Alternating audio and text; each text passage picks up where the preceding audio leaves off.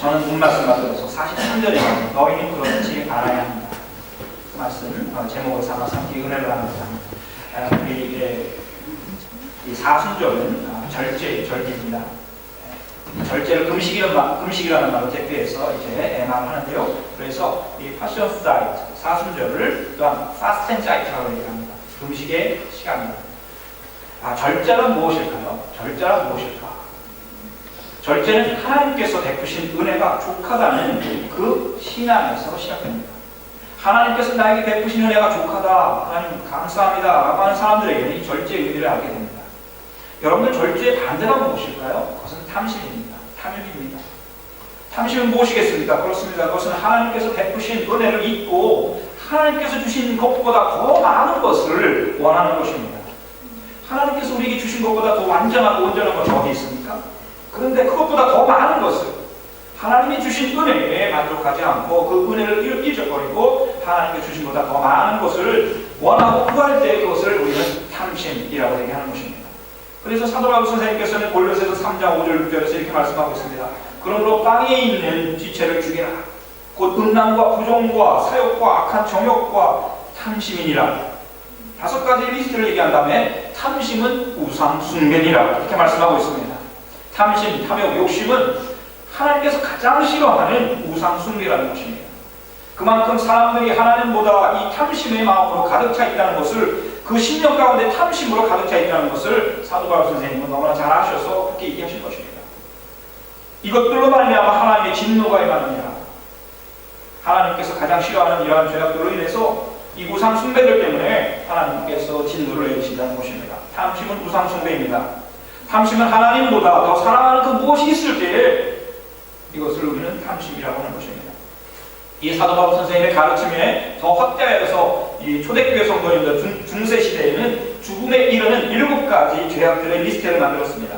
탐심, 식탐, 나태, 음란, 교만, 시기, 분노. 굉장히 우리가 잘 알고 있는 그러한 단어들이고요. 또 우리의 삶 가운데서 우리가 신앙인임에도 불구하고 경험하는 그러한 죄악들입니다. 죽음에 이르는 이러한 7가지 죄악들 가운데 랭킹 1위가 탐심입니다. 탐욕입니다. 이 탐심은 나머지 6가지도 아주 컨트롤하는 그러한 근원적인 죄악이라고 할 수 있습니다. 여러분들 우리 먹을 것을 굉장히 탐하는 그러한 식탐, 먹을 것에 대한 탐욕이 많은 거예요. 탐심이 많은 것입니다. 욕심이 많은 것입니다. 우리 한국 여러분들 어떻습니까? 지금 거의 먹을 것에 거의 뭐 완전히 취해 있는 것 같습니다. 음식, 건강식, 맛집 찾아서 삼천리 뭐 이런 굉장히 먹을 것에 지금 완전히 사람들이 완전히 몰려 있어요. 식탐입니다. 식탐. 새끼 먹으면 되죠. 뭐 더 좋은 거 먹는다고 해서 건강한 것도 아니에요. 그죠? 병 걸리면 암이 많은 거 좀 맛있는 거 먹는다고 해서 암 안 걸리지 않습니다. 식탐, 이 욕심이 문제인 것입니다. 또 여러분, 나태가 무엇입니까? 나태라는 것이 아무것도 안 하는 가만히 있는 것이 나태입니까?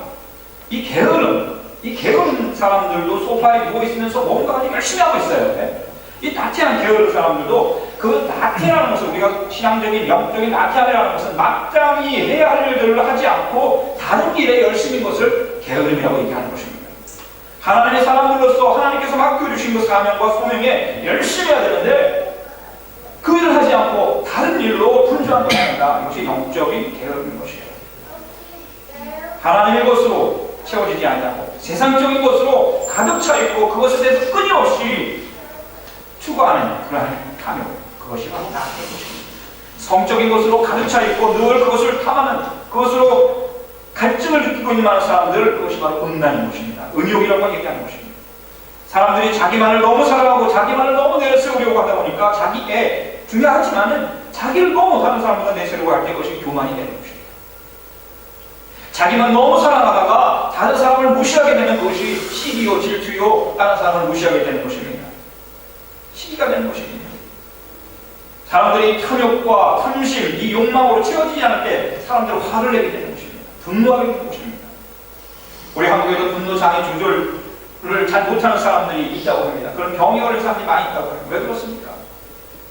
세상은 너무나 빨리 변해가고 그것을 자기가 손으로 쥐어 틀어야 되는데 그렇지 못하고 있기 때문에 상실감에서, 절망감에서 그냥 불특정 다수에 의해서 다수를 향해서 자기 분노를 표출하는 것입니다. 중세시대 초대교회 성도들이 죽음에 이르는 7가지 죄악들을 오늘 이렇게 정리를 했지만 바로 우리들에게도 이러한 모습들이 보여지는 것입니다. 오늘 사순절을 맞이하여서 오늘 본문 속에서 오늘 우리 두 제자를 만나면서 이 제자들과 함께 우리가 과연 내려놓아야 할 것, 우리가 회개해야 될 것이 구체적으로 무엇인지, 그 모든 죄악의 뿌리가 어디 있는지 한번 살펴보시고 주님 앞에 온전히 나아가 바로 이 사순절의 마지막 목적지인 그 부활절에 바로 예수 그리스도의 그 놀라운 생명으로 충만하시기를 간절히 축원을 드리는 것입니다. 세베대의 아들인 야고보와 요한이 오늘 예수님께 다가와서 얘기를 합니다. 랭킹 2위와 3위입니다. 선생님, 우리가 요구하는 것은 무엇이든지 해주시기 바랍니다. 주님, 우리가 요구하는 것은 반드시 들어주셔야 돼요. 마치 자기들이 주님을 자유를 할 수 있는 것처럼 주님께 지금 땡깡을 부리고 있는 것입니다. 무엇이든지 해주셔야 됩니다. 이 두 제자는 예수님께서 이제 큰 일을 해들고 벌리실 거라고 하는 것에 대해서 눈치를 챈 것 같아요. 주님께서 늘 베드로와 야고보와 요한을 데리고 다녔으니까, 그리고 바로 본문 앞에서 예수님께서 이제 내가 큰 일을 할 것이라고 하는, 내가 죽었다가 다시 살아날 것이라고 하는 부활의 선포를 하셨어요. 그런데 이 제자들은 자기네들이 들을 것만 듣고 자기들이 볼 것만 보고 자기들이 말하고 싶은 것만 지금 말하고 있는 것입니다. 우리 주님께서 사실 그 큰 일을 눈치는 챘는데 완전히 빗나간 축축을 하였던 것이죠. 우리 주님께서는 당신의 죽음을 얘기했는데 이 제자들은 영광만을 생각을 한 것입니다. 두 제자는 전혀 주님의 말씀에 귀 기울이지 않고 이해하려고 하지 않고 자기 생각과 자기 소원으로 말하기 바빴습니다. 그리고 자기들이 부탁한 것은 그것이 무엇이든지 들어주시기 바랍니다. 라고 얘기하는 것입니다. 우리들의 모습과 너무 많이 닮아있는 것입니다. 예수님께서 그들에게 말씀하셨습니다. 예수님 다 아셨지만 너희는 내가 너희에게 무엇을 해주기를 원하느냐? 너희는 내가 너희에게 무엇을 해주기를 원하느냐? 바라느냐? 제자들의 소원을 다 아셨지만 이 제자들이 대답을 더 듣고 싶어 했습니다. 선생님께서 영광을 받으실 때에 하나는 선생님의 오른쪽에, 하나는 선생님의 왼쪽에 앉게 하여 주십시오. 주님께서 영광을 받으실 때, 주님께서 큰 자리 하나 하실 때에 이제 큰 일 벌이셔서 정말 영광에 올라가실 때 저희를 바로 주님 곁에, 한 사람 오른쪽, 야고보는 오른쪽, 요한은 왼쪽에 앉게 하여 주십시오. 주님, 예수님께서 영광을 받으실 때 한 자리 부탁하는 것이었습니다. 근데 오늘 우리가 벌써 3주째 만나고 있는 단어가 바로 영광이라는 단어인 것입니다. 헤어리타이트, 과연 무엇인가? 우리 주님께서 받으신 영광이 무엇인가? 이 제자들은 전혀 그것을 알지 못했습니다. 우리 주님께서 받으실 그 영광이 십자가였다는 것을 알지 못했던 것입니다. 여러분, 우리 이 사순절의 십자가의 은혜를 회복하시기를 간절히 축원을 드립니다. 십자가를 묵상해야 되는 것입니다. 우리 주님께서 받으실 그 영광은 십자가였던 것입니다. 만약 이 두 제자가 우리 예수님께 받으실 그 영광이 십자가였다는 것을 알았다면 어떻게 되었겠습니까? 주님께서 십자가에 못 박히실 때에 하나는 오른쪽에 하나는 왼쪽에 매달리게 해주십시오. 이렇게 보여야 했을 것입니다. 그러나 이 제자들은 전혀 그런 인식이나 이해가 없었습니다. 주님께서 바로 30절, 33절, 34절에서 말씀하셨지만 제자들은 전혀 이해를 하지 않았습니다. 왜 그렇습니까? 그들의 전통과 그들이 이어온 그 메시아상이라고 하는 것은 굉장히 정치적인 메시아상이었습니다. 다윗이 가져올 왕이었던 다윗이 가져올 새로운 그 다윗과 같은 메시아, 두 번째 메시아, 로마인들과 헤롯 왕을 쫓아내시고 이스라엘의 왕으로 오실 그분이 지금까지 오신 어떤 것보다도 놀라운 나라를 이제 이루려고 하는 그러한 희망이 있었던 것입니다. 이제 그분이 왕이 되셨어요. 예수님 하실 거 보니까 할 수 있을 것 같았어요.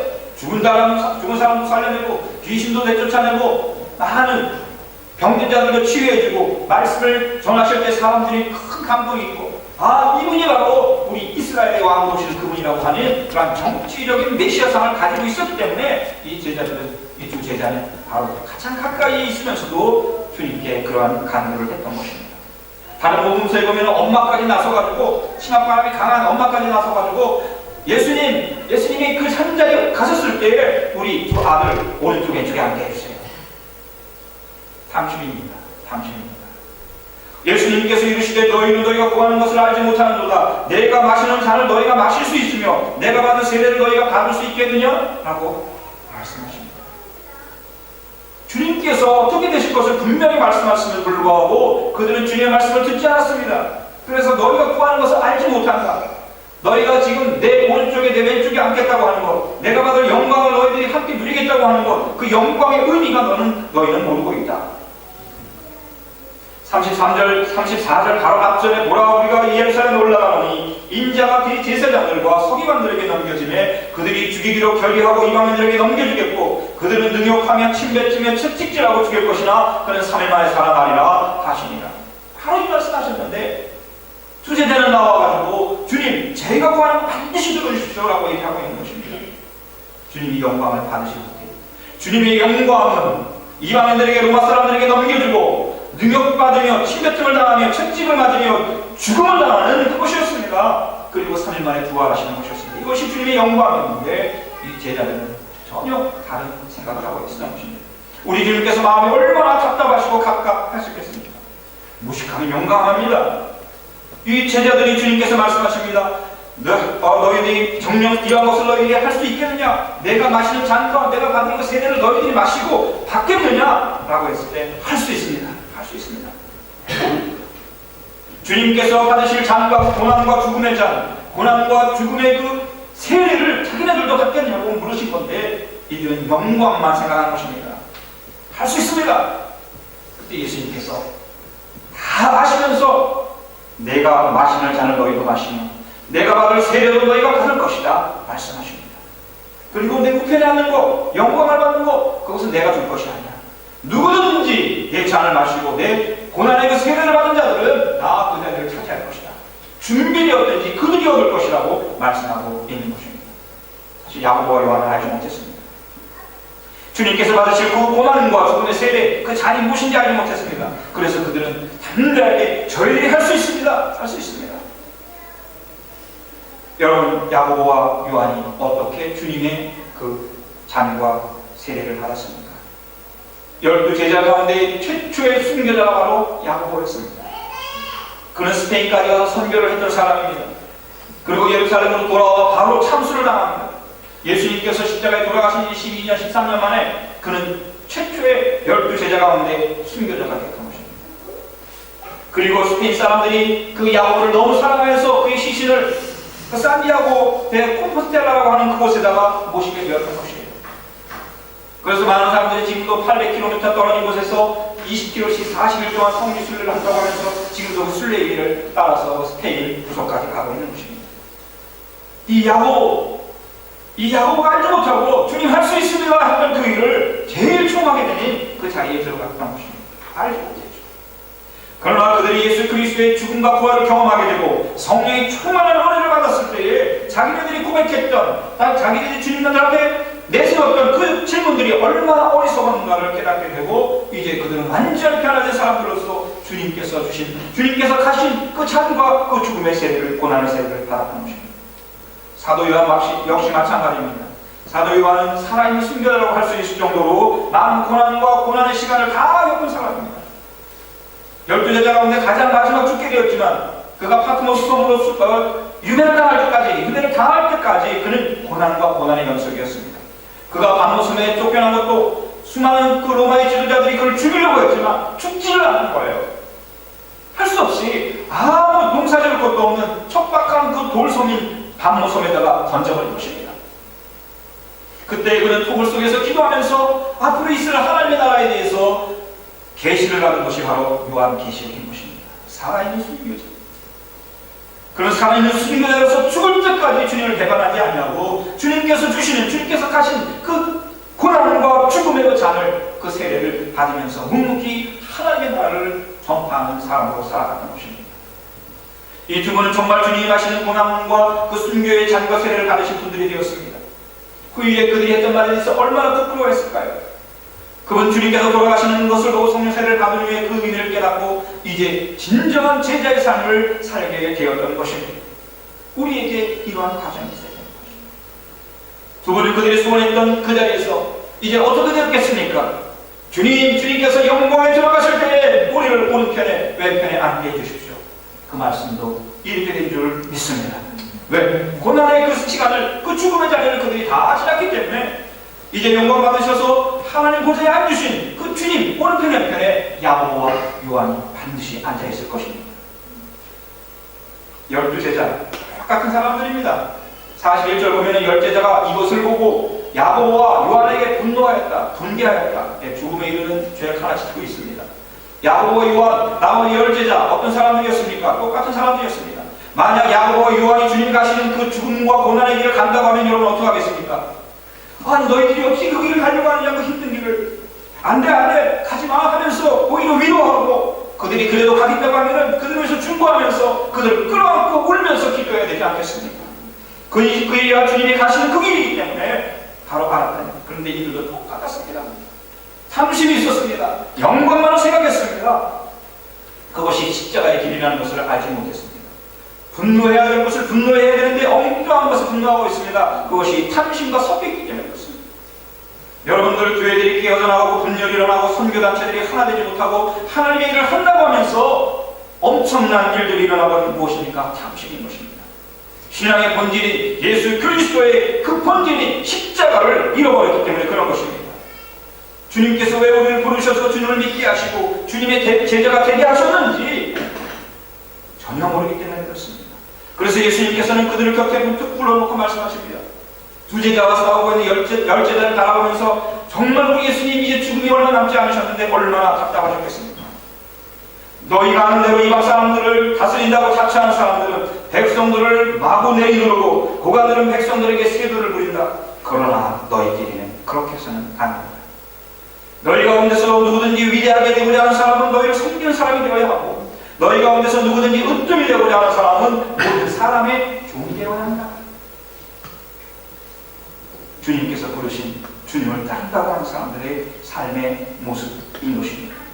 제자들의 길은 섬김의 길이라는 것입니다. 세도를 부리는 것이 아니라는 것입니다. 갑질을 하는 것이 아니라는 것입니다. 점점 작아지는 것이라는 것입니다. 주인이 되라는 것이 아닙니다. 종이 되라는 것입니다. 그것이 주님의 제자가 되는 길이라는 것입니다. 여러분들, 그나마 우리 기독교가 지금까지 온 세상에 주님이 전파되고 복음이 살아있는 이유가 어디 있습니까? 큰 교회 때문에 그렇습니까? 카리스마를 가진 어떤 목사의 리더십 때문에 그렇습니까? 아닙니다. 점점 작아지는 사람들, 정말 믿음 없이 밑도 없이 섬기는 그 사람들, 낮아지면서 한마디 신음 같은 소리도 하지 않는 사람들, 바로 그런 분들의 힘이 바로 오늘 우리 기독교가 존재하게 하는 힘인 줄 믿습니다. 겉으로 보이는 종교 권력이 아니라 숨어서 섬기는 수많은 주님의 제자들, 그들의 섬김의 종의 모습들, 점점 작아지는, 신앙의 여론이 깊어질수록 작아지는, 낮아지는 그런 섬김의 사람들 때문에 바로 오늘 교회가 교회답게 존재하는 것입니다. 섬김의 종의 모습 가장 잘 보여주신 분이 누구이십니까? 바로 우리 예수님이셨지 않습니까? 주님께서는 당신에 대해서 이렇게 말씀하십니다. 우리 주님께서 이 세상에 오신 목적에 대해서 분명히 말씀해 주십니다. 우리 마가복음 10장 45절은 우리가 암송하고 깊이 묵상하면서 진정한 사순절의 의미를 여기서 깨달아야 하는 것입니다. 인자는 섬김을 받으러 온 것이 아니라 섬기러 왔으며 많은 사람을 구원하기 위하여 실을 몸값으로 자기 목숨을 내주러 왔다. 자기 목숨을 내주러 왔다. 만약 우리가 이 말씀을 진정으로 묵상하고 우리 가운데 체화를 한다면, 우리 가운데 조그마한 은혜의 말씀으로 깨닫게 된다면 이 사순절은 가장 복된 그러한 절기가 될 것입니다. 나는 너희들의 왕으로 온 것이 아니다. 나는 너희들을 힘들게 하려고 온 것이 아니야. 나는 너희들을 위해서 너희들을 섬기러 왔다. 너희들을 힘들게 하는 모든 죽임의 세력으로부터 너희를 구원하기로 왔어. 너희들의 행하는 탐심, 식탐, 교만, 음란, 나태, 시기, 분노, 모든 죽임의 그러한 세력으로부터, 모든 죄악으로부터 너희들을 구원하러 왔지. 이미 하나님 앞에서 갚아주려고 너희들에게 왔어. 그것을 위해서, 그리 갚기 위해서 나는 죽어야 돼. 2015년 이 사순절에 주님께서 가신 그 길을 또한 따르기를 원하는 한 사람을 지금 찾고 계십니다. 너희는 그렇게 되지 않기를 바란다. 너희는 그렇게 되지 않기를 바란다. 너희는 세상 사람들과 같지 않기를 바란다. 말씀하시는 주님께서 우리들도 주님처럼 그 섬김을 통해서 모든 사람들에게 주님의 사랑과 구원을 베풀기를 원하시는 것입니다. 이것이 오늘 사순절 5번째 주일입니다. 진정한 주님의 제자들의 삶, 그들의 모습을 원하시는 주님의 모습입니다. 오늘 이 말씀이 온전히 우리 사랑하는 성도님들, 우리 믿음의 교회 성도들에게 다 임하시기를 예수님의 이름으로 간절히 축원을 드립니다. 아멘.